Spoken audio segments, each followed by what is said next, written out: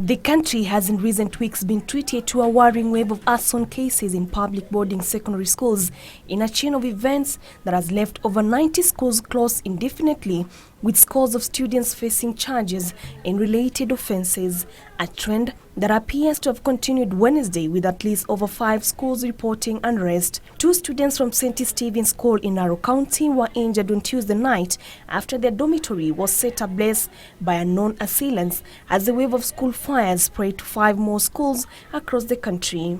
In Kirinyaga, 2 dormitories at Kini Girls High School were also reduced to ashes, while KBC School in Nyeri had its 2 dormitories torched. A dormitory at St. Patrick's High School 10 in Elgeyo Marakwet County was gutted by an inferno as the wave of school unrest continues to wreak havoc across the country. The development coming with the Teachers Service Commission and the Kenya Secondary Schools Head Association dismissing a proposal by Kenya National Union of Teachers to have the schools closed over the ongoing unrest, saying such a move will be counterproductive. The issue of closing the schools should not arise. I would want to suggest that let's address the issue as it is, because if you look at the percentage of the schools that have been involved here, you are likely to affect some very innocent, some very serious students and teachers that would not like to be part of the disruption that is going on. It's not a blame game on our part as the employer of teachers. We are not saying that anybody is really to blame for what is happening.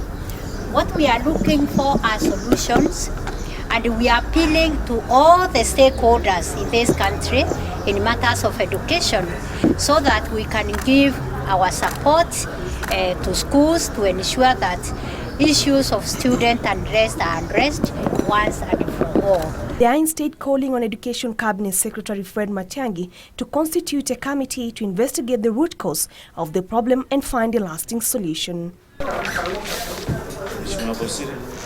These even as members of the opposition sustained the pressure on Education Cabinet Secretary Fred Matiang'i to resign, with a section of LDM legislatures arguing the government to declare the ongoing unrest a national disaster. It qualifies for resignation.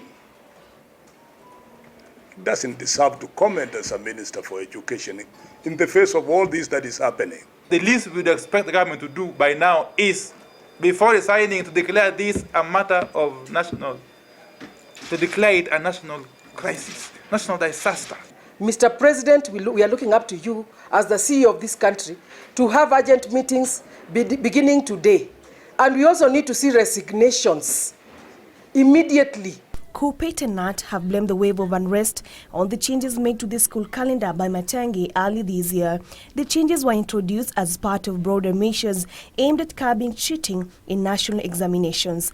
The difference in opinion manifesting even as Bahati Member of Parliament Kimani Ngujiri prepares to table a bill before the National Assembly that, if enacted, will act as a deterrent against rogue students. Bring a bill in the Parliament, very serious bill, to upgrade our approved schools.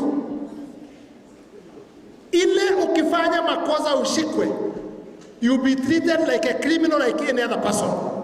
Don't think that because you are underage, you cannot be jailed. Education stakeholders are scheduled to hold a consultative meeting tomorrow to deliberate on the crisis. Brenda Kiprono reporting for Channel 1 News Hour.